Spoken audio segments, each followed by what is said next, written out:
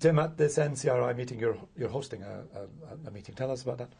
The session is about optimizing local control. In particular, we're looking at developing new technologies, and the implementation of proton therapy across the UK is a very exciting development.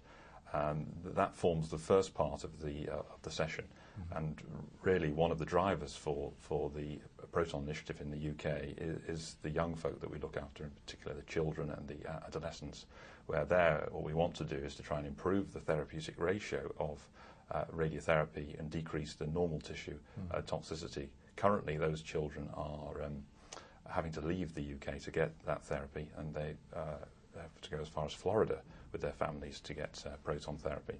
The Department of Health initiative will mean that there will be at least 2 proton facilities within Manchester and London to deliver this facility.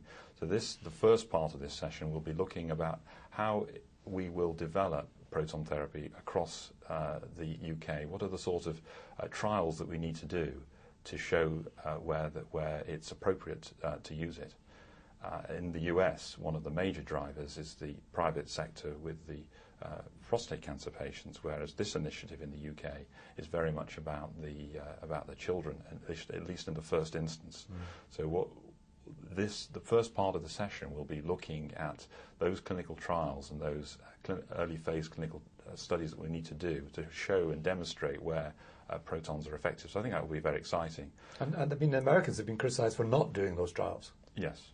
And in fact, as you say, the private sector is rolling this out as if it were proven, evidence-based, etc., and it's not. Yes. So there are examples of where the Americans are doing clinical trials, and in Pennsylvania, and Professor Steve Hahn, who's been invited to give that talk, is an example of a leader where he tells me every single patient treated with protons at their facility goes into a clinical trial. Good. So that will be interesting for the audience to hear how they're doing that. How is it they're getting all their patients onto clinical trials? What are the nature of the clinical trials? What are the big questions they need to be asking over the next few years to really develop that technology? So after that, we have Professor Dirk de Royscher, who'll be talking about using imaging to improve local control, and in particular looking at personalised radiotherapy, delivering higher doses for lung cancer where we've not done so well over the years. And in fewer fractions? He'll be looking at that as well as giving more fractions. So can you give a personalised dose of radiotherapy to patients that have, using PET scans, for example, where there remains tumour activity, metabolic tumour activity, can you decrease the volume and increase the dose to those areas? So that should be interesting as well. And then the final talk in the session is one that I'm particularly interested in developing in the future, which is the combinations of radiation and small molecules, antibodies. How should those clinical studies be developed? What should they look like? There's a particular challenge when you're combining treatments with radiotherapy is there's a normal tissue toxicity, and where you can introduce those therapies. Does it always have to be in a palliative setting? When is it appropriate to use that in a radical setting? What type of fractionation do you use? What type of radiation approach do you use? How does those early phase clinical trials look? So for single drug studies, that methodology is well developed. When you're doing that in combination with radiation, it's much less well developed. So I think that will be an exciting session to look at ways of doing that, where the opportunities are. It's clear we don't do it enough. I interviewed several of your colleagues in Estro, and they were lamenting the fact that pharmaceutical companies were throwing out molecules if they didn't act as single agents or even as double agents in systemic therapy, and not even thinking about possibilities in terms of radiosensitization and so on. And there were pleas coming out from Estro to the pharma companies. Look, think about other ways of using your clever molecules. It's not just targeted medicines that we're talking about. We're talking about targeted medicines with targeted radiation therapy. I suspect that you would go with that.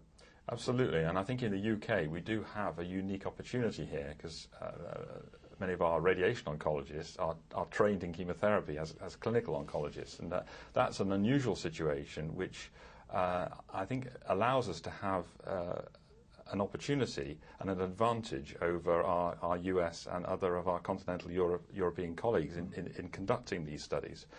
So that remains a very strong part of the initiative through the Clinical and Translational Radiotherapy Group that we really want to build on.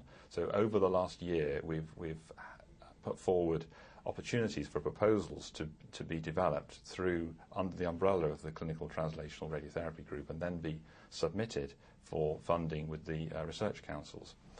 This has been very successful, and we've had already 40 proposals over the last year that we've look at as a group, that we help to facilitate the development of these proposals so that they can be as good as we hope they can be to be presented to the research councils. And we've already had 3 of those funded, 3 are currently out to review.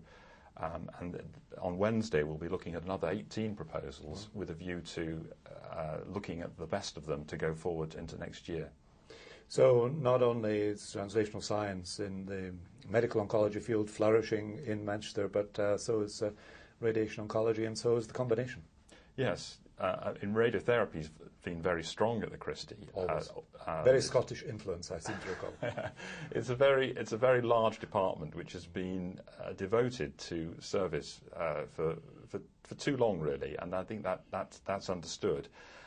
Now the service issues are largely dealt with. We now have a very coherent radiation-related research group that involves the collaboration between the scientists, the physicists, the clinical oncologists, and others, which enables us to really be, again, competitive. So we now have this cohesive, collaborative group that can develop these sort of proposals together. Well, I wish the new Manchester Cancer Centre every success, and thank you very much, Tim, for telling us about it. It's a real pleasure. Well done. Thank you.